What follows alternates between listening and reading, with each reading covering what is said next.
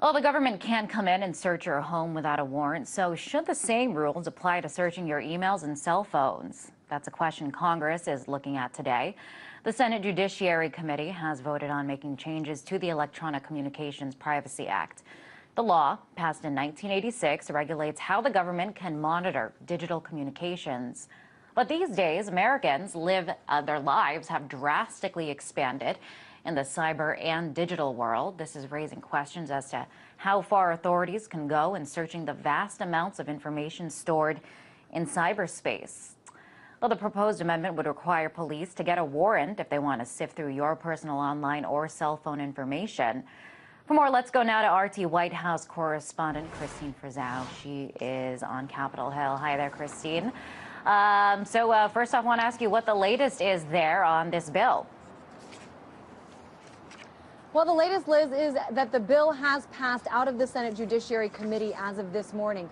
This is, in the eyes of a whole lot of people here, the first major hurdle. Of course, the bill has yet to face the full Senate and the House. But as of now, what this says is that, yes, as you mentioned, police and other federal agencies must obtain a warrant in order to have access to any individual's electronic communications. We're talking about stuff that's stored in your Gmail, Google Docs, in Facebook and Twitter.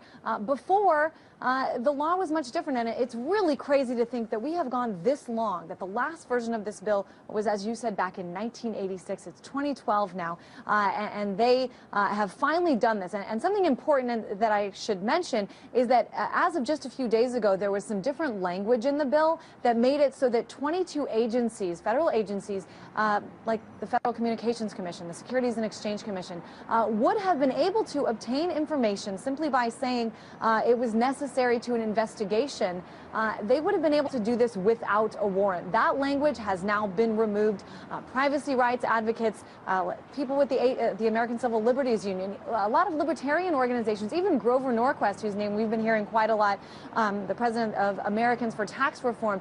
All of these sort of different fashions have come together, and they've said, you know what, this is a good thing. The government should not be able to do this without getting permission. Just one other aspect of the bill I want to mention is that if they do obtain a warrant, language in the bill says that unless it's a threat to Homeland Security, that they have to let the person know. They have to let you know if they, in fact, get a warrant to get your electronic communication. So really a victory in the eyes of quite a few privacy rights advocates. Now, the president of the Senate Judiciary Committee is Patrick Leahy, a Democrat from Vermont. He's been around for quite a long time now.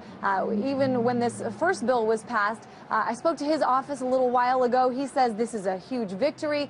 This is much needed progress. He spoke on camera just a little while ago. 3 decades after the enactment of ECPA, Americans face even greater threats to their digital privacy. We witnessed the explosion of new technology and the expansion of the government's surveillance powers. And I might say those powers are not just the federal government, but state governments. Well, currently, and until this bill becomes law, it was very easy for agencies to get access to anything that's been stored on a third-party server for more than 180 days. So that's about 6 months. If you've kept something, as we do, Liz, as most of us do, often keep emails and private communications because, as we know, we have so much storage. So this was so much easier to be able to get what they would call an administrative subpoena, and they simply have to say, this information, it could be useful to an investigation. Well, that is no longer, if this bill does end up passing, they will have to obtain a warrant. Well, Chrissy, it sounds like there is a lot at stake here, especially since a lot of us conduct a lot of our lives online. What kind of concerns does this raise in terms of our Americans' Fourth Amendment rights? Well, I mean, quite a few, and it's very simple. I mean, the bottom line is for so many people in so many different federal agencies to simply be able to say, you know, this could be helpful or useful in an investigation. That could be anyone. That could be you. That could be me. That could be anyone. And it has been that way for years now. I'm sure, you know, people involved in the General Petraeus scandal would have preferred that this legislation would have already been passed. It's really crazy to think. I mean, think back to 1986, Liz. A lot of our viewers, first of all, weren't even born then. Crocodile Dundee and Top Gun were the top two movies of that year, and nobody knew anyone other than people deep into government or the IT world who even knew what the internet was. Information stored electronically for more than 180 days back then was unheard of, and mostly it would seem to be forgotten about. Today, you know, I can find emails from years and years ago in one of my email addresses. So it's just a needed piece of legislation, and it's just crazy to think it's taken this long. Wow, Christina, you mentioned those movies. That really does put it into perspective that times certainly have changed. So I think it's pretty clear that this law, as it stands, the ECPA, has become pretty outdated.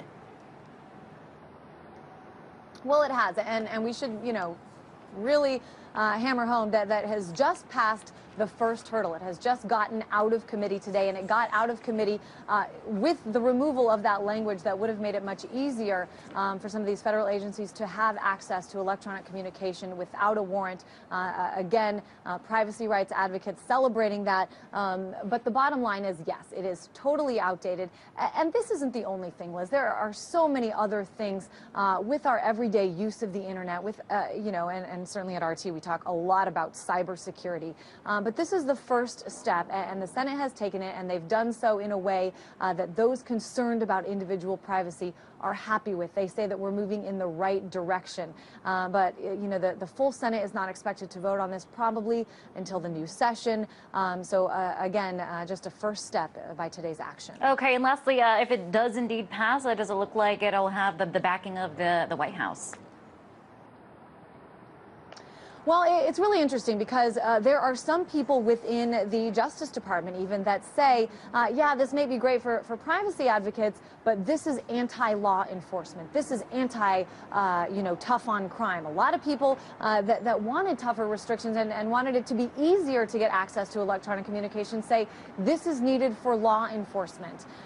So again, we do think, and it's looking like that despite the language that it passed with today out of committee, that there could be some amendments added onto it to make it you know, easier once again. As we know, as things work here in Washington on Capitol Hill, there's a lot of back and forth, a lot of removing amendments and adding amendments and changing the wording. So again, it's a small step forward for those in favor of privacy, but it has a long way to go before it does become law. So, you know, again, even people within the White House, within the Justice Department, do want to see some changes that make it a little easier for some law enforcement agencies. All right, Christine, thanks for staying on top of this very important piece of legislation. That was RT White House correspondent Christine Frizzell.